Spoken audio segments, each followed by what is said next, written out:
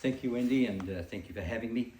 The first question to pose is not whether Sydney needs more housing, it almost certainly does, but more importantly, whether we should be satisfied with a projected single metric assessment, the number of dwellings, and whether this increase is actually real in terms of affordability and access, and just as importantly, what is being lost in the rush to change the fabric of our city.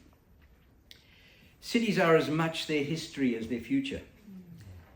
Government and council policies and planning today fail to respect the unique architectural and social history of different communities within our city.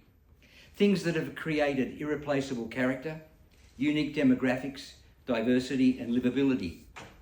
To simply trash all this to say we have more housing is, I think, negligence on a grand scale. And it negates the legacy of our city that planners and politicians have an obligation to respect and preserve.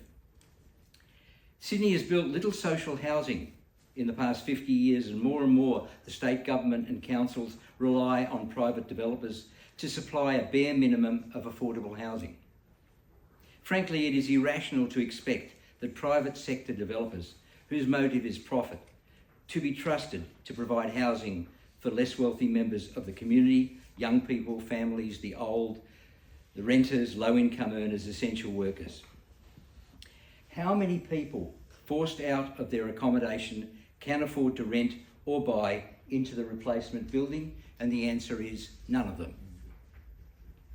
In our tiny 1 square kilometre area, Potts Point, Elizabeth Bay and Rushcutters Bay, which actually is a template for high density, low-rise living, we have 8 redevelopments, all of which are targeting 20th century apartment blocks full of studios and one-bedders, demolishing them and building tall blocks of 3 and 4 bedroom apartments for the uber wealthy, and being encouraged and facilitated by both Sydney Council and state government. The loss of housing stock, and particularly studios and one-bedders, is catastrophic in our area. It is not just the state SSDs. With 7 of these DAs, City Council takes a fee from developers in lieu of building affordable housing and simply pockets the money. Both the state and the City Council are undermining and trivialising built heritage in favour of cultural and natural heritage.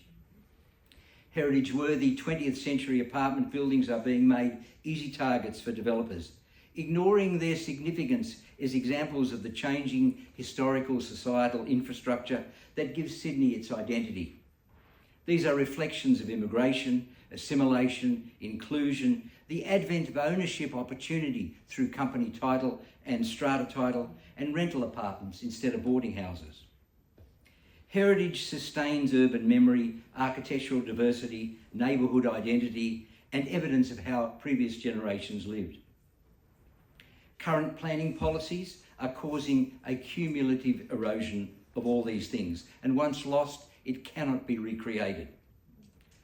Property is a prerequisite for long-term inequality, and we are already seeing evidence of institutionalised discrimination in new buildings with poor doors, proposing different entries for renters and owners. We must fight to ensure that this is not the appalling legacy we leave for future generations. The legacy of poor planning in our city is that our city loses its history and its different communities, and we need to do certain things. We need to expose the inequity and lack of opportunity for vulnerable members of the community. We need to fight against the outrageous benefits provided for developers for minimum public gain.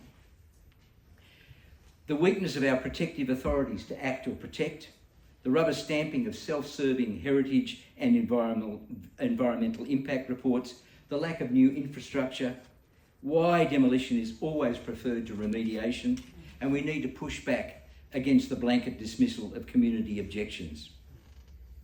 We hope that all of you here, while still fighting for your own area, can, through the alliance that is doing density better, make a difference not only for Sydney today, but for Sydney's future legacy. Thank you.